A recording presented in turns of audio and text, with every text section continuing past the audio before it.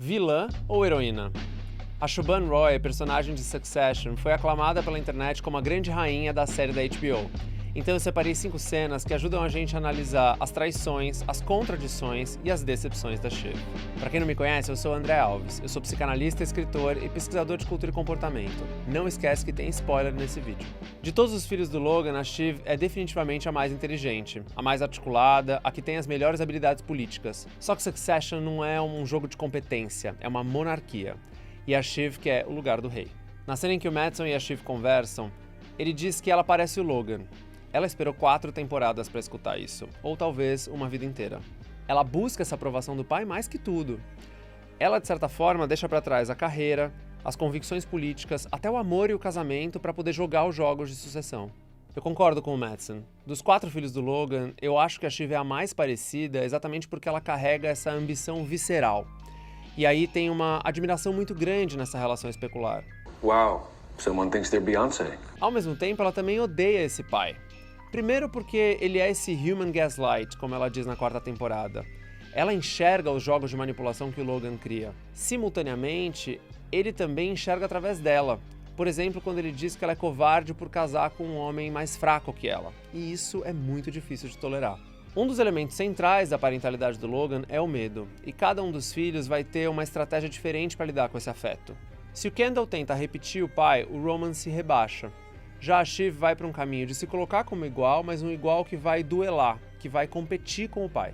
A Shiv passa a série inteira presa nesse duelo, nessa dança com o Logan. E quando ela está prestes a atravessar esse pai, ele se vai.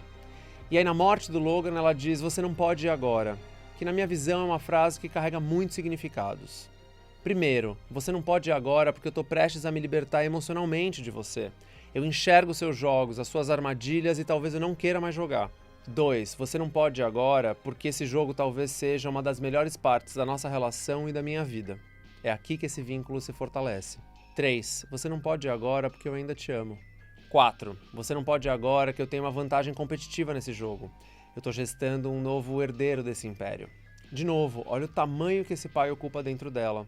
Não é à toa que no velório, naquele discurso bem emocionante, ela vai dar adeus ao seu mundo paterno. Goodbye, my dear, dear world of a father.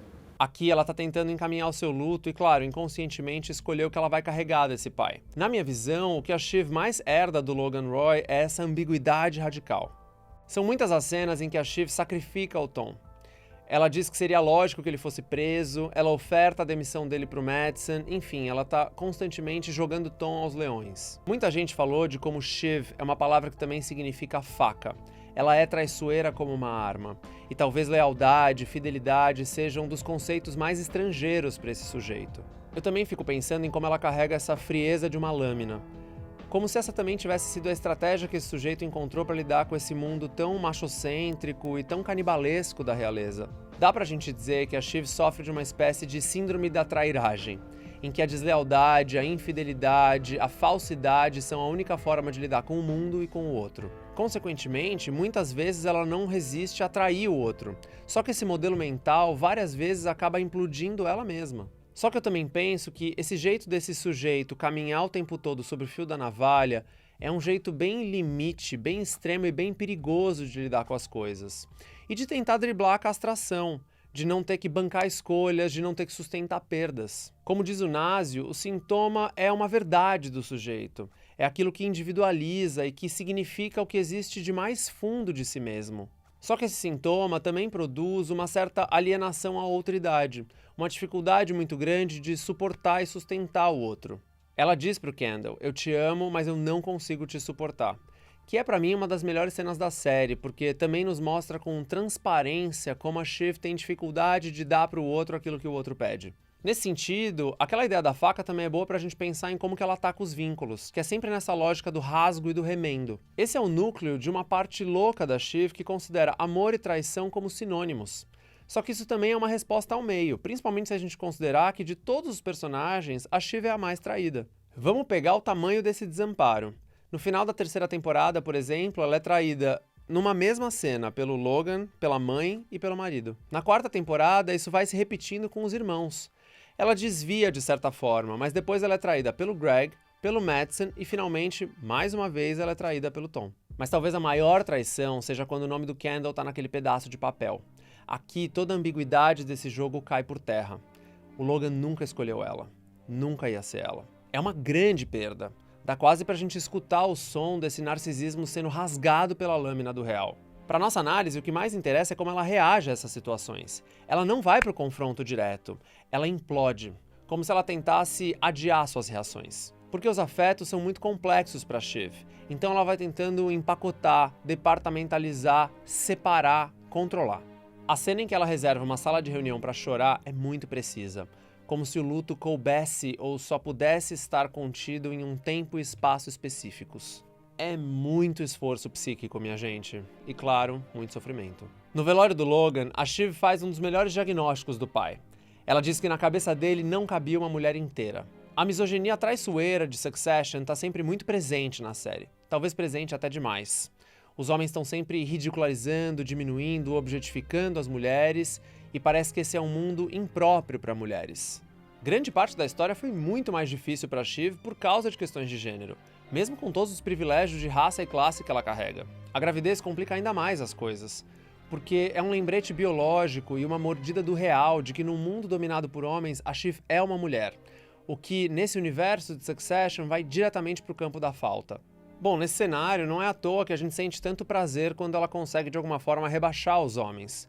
É quase um prazer reparativo para a gente lidar com essa misoginia compulsória. A internet aclamou a Siobhan como ícone feminista. Mas é interessante a gente prestar atenção que ela não está muito interessada em mudar as estruturas. Ela quer mais chegar no topo dessa estrutura. Tem um cheiro de feminismo civilizatório no ar. A Shiv parece uma versão extrema daquele arquétipo da girl boss. Mulheres geralmente privilegiadas que se aproveitam da sua condição de gênero quando convém, mas que elas não hesitam em passar por cima de outras mulheres em troca de lucro pessoal. Essa postura, na minha visão, está muito conectada com o registro desse sujeito na relação com o outro. É um tipo de enlaçamento que está tentando sempre ganhar do outro, mesmo que todo mundo perca. Do luto até a gravidez, tudo pode ser vantagem ou desvantagem competitiva.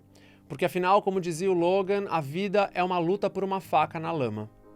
Na cena da lua de mel, quando ela sugere ao Tom, seu novo marido, uma relação aberta, fica muito nítido o tipo de parceria porosa que ela sempre propõe. Por que ela faz isso? Para abrir uma brecha no compromisso desde a largada. Eu tô contigo, mas eu posso não tá. Fora que esse vínculo também vai dando vazão a boa parte do sadismo dela.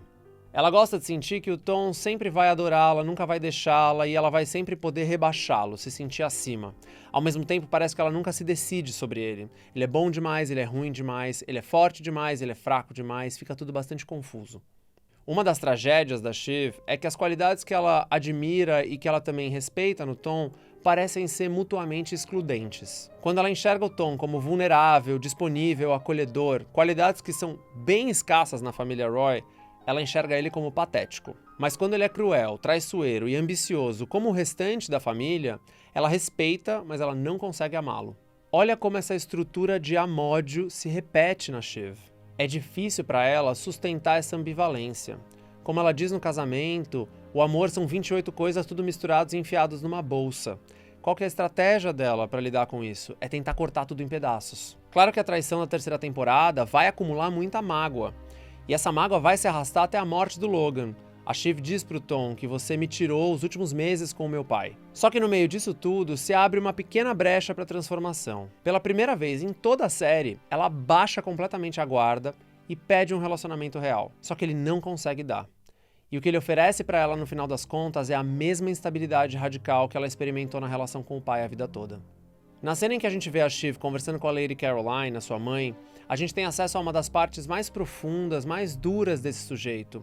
E também é uma oportunidade para a gente se conectar com a dor da Shiv. Então, juntando as peças. Aqui, ela está dizendo que a mãe sempre foi distante. Lá no velório, ela diz que o pai sempre manteve os filhos à distância. Só que não são só pais pouco presentes, são pais que fazem questão de escancarar a decepção com a filha. O pai chama ela de covarde e diz que ela não é séria. A mãe diz que ela sempre foi uma porcaria de filha. São ataques muito frontais, não tem entrelinha, não tem anteparo. É como se ela não tivesse vivido uma castração, mas sim um massacre narcísico. Então esse sujeito vai ter que operar uma saída bastante elaborada para não ter que lidar com esse conteúdo traumático. Tem um elemento paranoide na Shiv. que na minha visão se manifesta nessa desconfiança generalizada.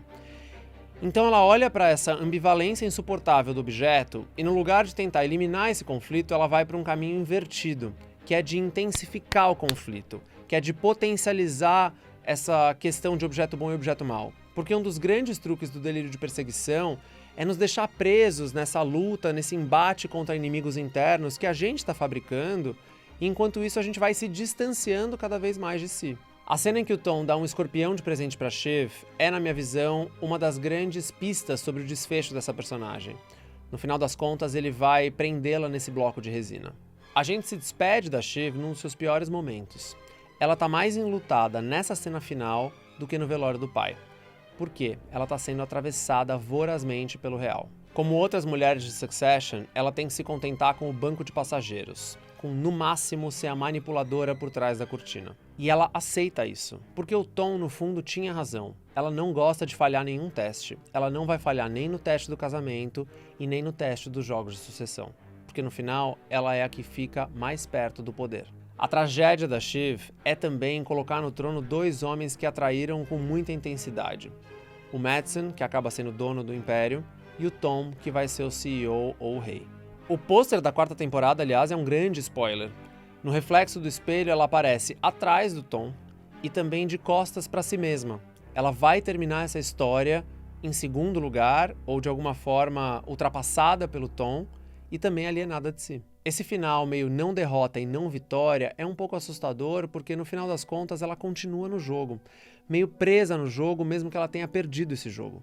Se o Logan era o Rei Lear, a Shiv acaba sendo outro personagem shakespeariano, a Lady Macbeth, a traiçoeira rainha da Escócia que era descrita como ambiciosa e sem escrúpulos. Daí tem uma frase dessa tragédia shakespeariana que resume muito bem o que a Shiv provavelmente está sentindo nesse momento. Nada se ganha e tudo se perde quando o nosso desejo fica sem contentamento. Uma das grandes teses da série, na minha opinião, sai da boca da Shiv, quando ela pergunta pro Tom: existe alguma coisa de bom nesse pesadelo que a gente compartilhou? Ela tá falando do casamento, mas pra mim dá pra gente usar isso pra pensar em toda a grande experiência de passar pelos jogos de sucessão. Mas eu acho que a gente pode deixar por aqui. Seguir pensando e elaborando as nossas estratégias para atacar os vínculos e também para tolerar ou não tolerar as nossas ambiguidades. Até mais.